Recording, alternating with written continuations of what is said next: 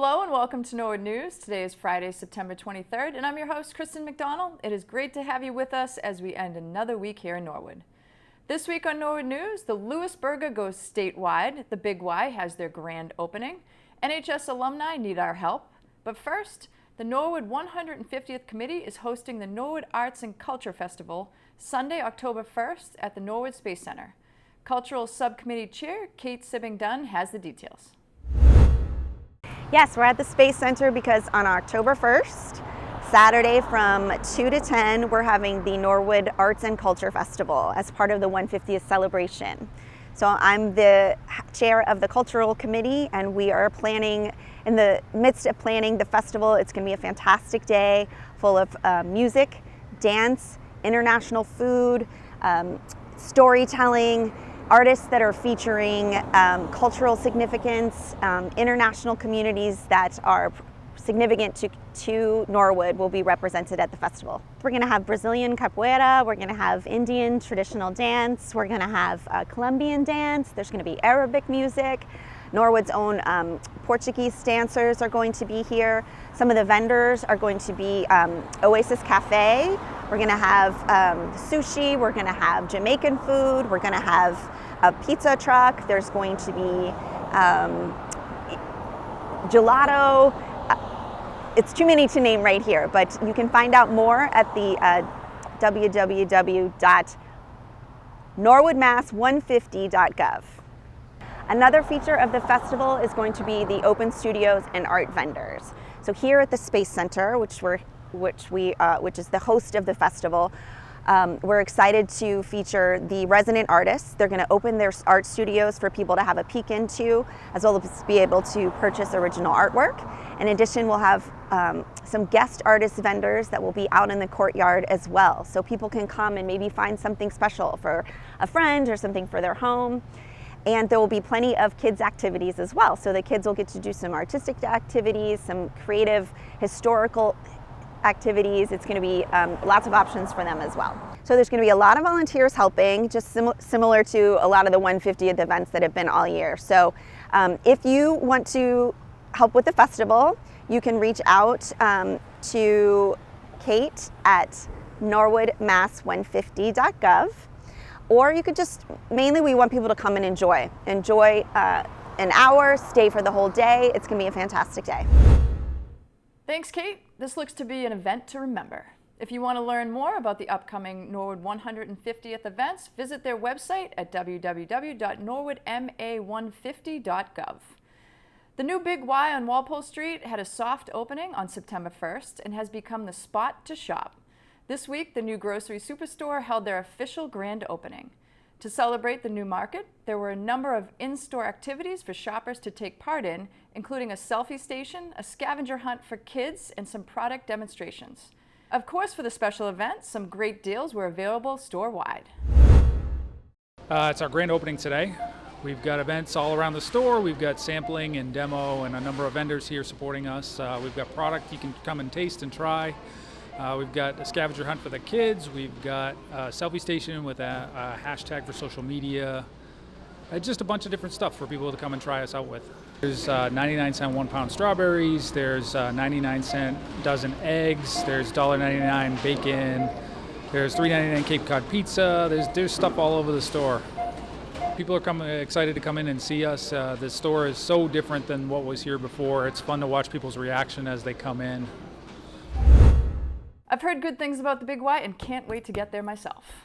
I know our very own Brian Boudreau has taken a particular liking to the Boar's Head sandwich station there. Since 1939, it has been the place in Norwood to meet up with friends and where everyone knows your name. Yes, we're talking about Lewis's, and you're not from Norwood if you haven't had a Lewis burger. Recently, Lewis's entered their famous burger in the annual Boston Magazine Best Burger Contest and made it to the finals that was held outdoors at Encore Boston Harbor Casino. It was an epic all-you-can-eat burger face-off between 20 restaurants, and to get to the finals, there was a statewide vote on social media, and the top 20 fired up their grills in Boston. Lewis's finished 6th overall, and the Wheelhouse in Boston took 1st place this year. Colleen Padden, president of Lewis's, said she was proud of how hard the staff worked at the contest and that they truly loved their jobs. Padden loves the fun and energy they bring to Lewis's each day and knows they'll be back next year. Congratulations to the entire staff at Lewis's. We all know that you don't have to leave Norwood to get our vote for the best burger. We'll be back with more Norwood news right after I finish this Lewis burger myself. Oh yeah. Oh yeah. Yep. Winner.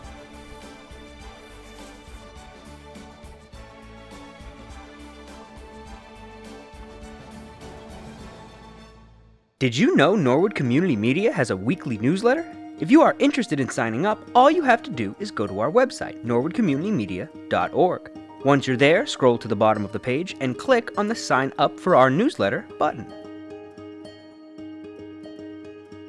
All you have to do after that is fill out your first and last name, your email, as well as your zip code. Once you press send at the end of each week, you will have our newsletter in your inbox, ready for you to catch up on all things Norwood.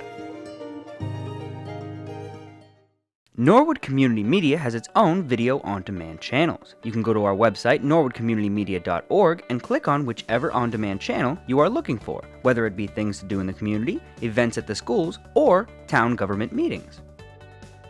Once you click on one, you are going to be taken to a screen in which you can search for stories or videos you missed on TV or just want to watch again. Just click on the search bar on top of the page and start typing. Once you've found what you're looking for, just click in the middle of the video where the play button is and you are off enjoying one of the 3 on-demand channels NCM has to offer. Norwood author and historian Patty Fanning has teamed up with the school department's Jack Tolman to produce short Norwood-based historical videos.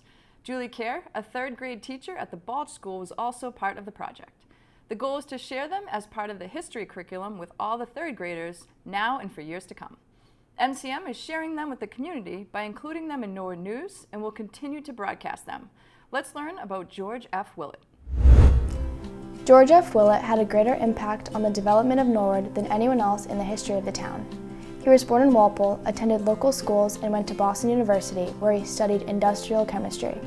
He married Edith Winslow of Norwood. Willett was a business genius. He eventually controlled many businesses, including the Winslow Brothers Tannery and the Lyman Smith & Sons Tannery in Norwood. Willett created the pond near today's St. Timothy's Church. He also encouraged residents to use the pond for swimming and fishing. He bought more businesses and became a millionaire before he was 25 years old. Then, he decided that he would improve the town. George Willett redesigned the center of Norwood. He bought old buildings and moved them so new, large, modern buildings could be built. It was his idea to widen and pave Washington Street. It had been an unpaved road until then. He was the chairman of Norwood's first planning board, which came up with a plan to redesign much of the town. Through this committee, Willett was responsible for the creation of the town common and the buildings that surround it. George Willett had many ideas and a great deal of energy. He convinced many people to follow his lead. He tried hard to make life better for everyone in Norwood. He worked to lower the local taxes and to change the entire system of town government. He started a bank called the Norwood Trust Company and opened a public health center, which later became the Norwood Hospital. He founded the Norwood Civic Association, which was located on land that now belongs to Norwood Hospital, as a meeting place and to provide recreation for boys, girls, and adults throughout the town. Willett also wanted to help people buy their own homes. He started the Norwood Housing Association to purchase land all over town so he could build homes, parks, and playgrounds. His housing association would buy the land and his bank would help finance the building of the houses so that young families moving into town could afford a home. It was an ambitious plan. George Willett did other interesting things too. He was called to Washington, D.C. to help advise the government during World War I, and he was an Olympian. He competed in the 1932 Winter Olympics at Lake Placid, New York, as a member of the U.S. curling team. Curling was not an official Olympic event at that time, so it was a non-medal demonstration competition. Today, however, curling is an official Olympic event. Although some of his plans for Norwood did not come to be, George Willett is remembered for changing the town for the better through his vision, hard work, and devotion to this community. That was a very interesting video, and now we know why the school was named the George F. Willett School. Thank you to Patty Fanning and Jack Tolman. We look forward to watching more of your videos. With fall sports in full swing, the NHS sports teams have been rolling. Let's throw it over to Ron Marshalsea with sports. I'm Ron Marshalsea, and this is your Sports Update. On Wednesday, the cross-country teams ran against Ashland down at the Coakley, where the boys won 19-38 and the girls lost 15-43. Remember, low-score wins. After the meets, I was able to talk with both coaches Curran and Worcester, as well as senior Dylan Hamway, about how the meet went and how the season is going so far. I thought the team did really well. A lot of personal bests. I mean, Dylan Hamway came out. He was sick the past few days, ran really well. Dylan O'Brien just missed breaking 17 minutes for the first time. Corey O'Brien, his little brother, ran really well. And even our top 7, just really crushed it today. Great weather, great day to unveil the new uniforms. So really can't complain. We've been in the TVL now 5 years. This is our 4th time racing them. And finally our first win against Ashland in the TVL. We've had a lot of crushing 1-point losses over the past few years, and it was really nice to just get it out of the way. I think the team did well. We all PR'd pretty well. I think a lot of people, I know Finn PR'd by like 3 minutes, Dylan O'Brien PR'd, so it was a great day. And any day you get a win, it's a good day for the team. The season's going well, 2-1. Tough loss at Hopkinton, but we're able to get 2 wins at our home course and back at it next week here, so hope to go 3-1, but I like the start right now. Today's meet, we didn't win unfortunately, but we had a lot of girls that ran their first 5K for the first time ever, so I'm really proud of them for that. We have a really young team this year, so again, today was the first time some of them have ever run a cross-country race. I haven't looked at the times yet, but I think we have a couple PRs actually on the course for some of the upperclassmen. Golf lost their matchup at Dover-Sherborne 203-237. Playing well for the Mustangs were Sean Dittmeyer with a 37 and Dom Canidi with a 39. Their record is now 3-5. Field hockey lost to Westwood on Monday 2-0, bringing their record to 3-1-1. The team hopes to bounce back when they travel to Walpole to play the Porkers today. Girls volleyball has had a tough stretch of losses to Holliston, Westwood, and Millis and are now 1-6 on the season.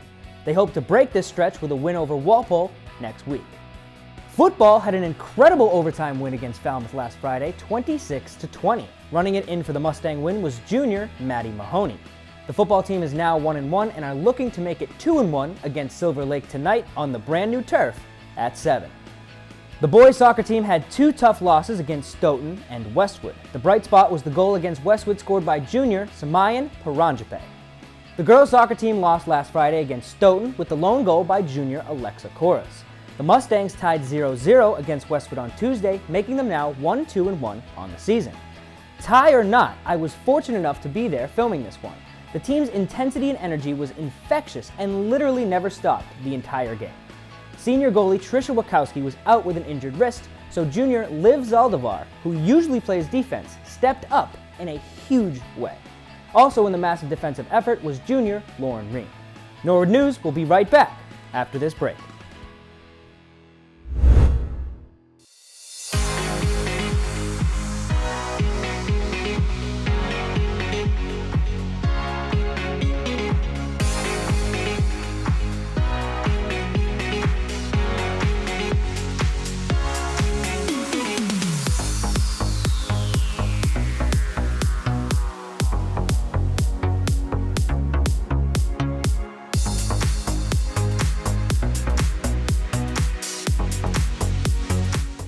Last week's Finance Commission Capital Outlay Committee Chairman Tom McQuaid presented the Capital Improvement 5-year plan. This plan was recently reviewed by the committee at their last meeting. Finance Commissioner Judy Langoon asked if it would be possible to provide town meeting with a 5-year look back at previously approved projects. And is it possible we can get a 5-year look back of all the projects that we approved by town meeting and annual, what the status of those projects are, and if there's any money that's still left in the project account?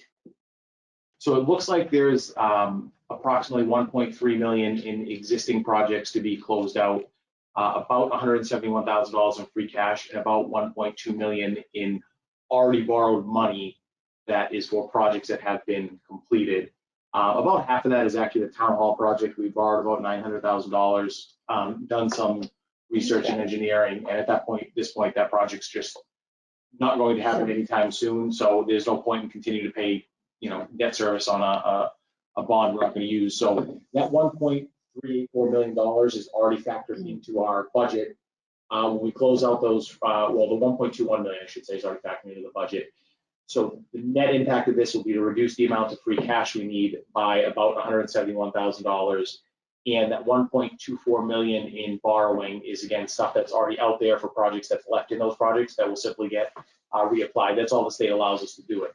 We do have 2 projects that are likely going to need a supplemental appropriation: the fire department HVAC system, and then there's the facade of the Civic. We're still working through that, but this is a number of money that can be called released.